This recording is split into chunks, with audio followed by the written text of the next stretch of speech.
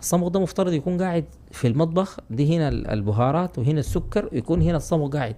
عملوا سلطة يرشوا الصمغ، عملوا عصير جاك عصير يرشوا فيه الصمغ، ما بغير الطعم أصلا. صحيح، ما بغير الطعم. خليه يخش لأطفالك في جسمهم عشان يغذوا لهم البكتيريا النافعة. فدي حاجة من الحاجات اللي أنا عايز أوضحها. الأخطر منها أنا سألت دكاترة طب صيادلة، فقلت لهم يا أخوان أنتم ما درستوا مادة البريبايوتيك دي؟ ما ادوكم ليه؟ قال لي الله يدونا صفحه واحده. والله يشهد الله على الكلام ده. قال لي يدونا لا حاجه عابره. حاليا العالم متوجه الترند بريبايوتيك بروبايوتيك، يدوك بكتيريا نافعه اللي هي البروبايوتيك، او يدوك بريبايوتيك غذاء البكتيريا النافعه. اوكي. اي زول يدوه انتيبايوتيك. الانتيبايوتيك شنو اسمه؟ من اسمه مضاد حيوي، بيقتل البكتيريا النافعه. هو ما بيعرف النافعه والضاره، بيقتلها الاثنين.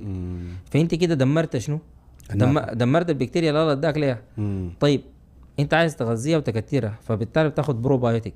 حاليا هنا بيدوك انتيبايوتيك ويدوك بروبايوتيك معه في اوروبا بالذات، او يدوك بريبايوتيك. حاليا الترند الماشي البريبايوتيك اكتر حاجه. اوكي. ليه؟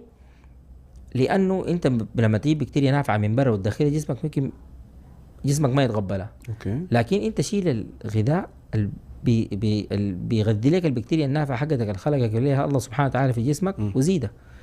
فده الترند الان ماشي البريبايوتيك، وافضل مصدر طبيعي للبريبايوتيك في العالم الصمغ العربي. حليب الام 10%، الصمغ العربي 85%. شوف المعلومات دي مبالغ، ما في زول عارفها.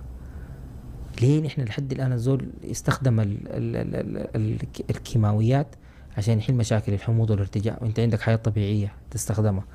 الناس يا اخي في الكلى تعبانه وتدفع قروش ثقيله جدا جدا، ممكن من ستيج 1 ستيج 2 كان يحصلون بالبريبايوتيك بالصمغ.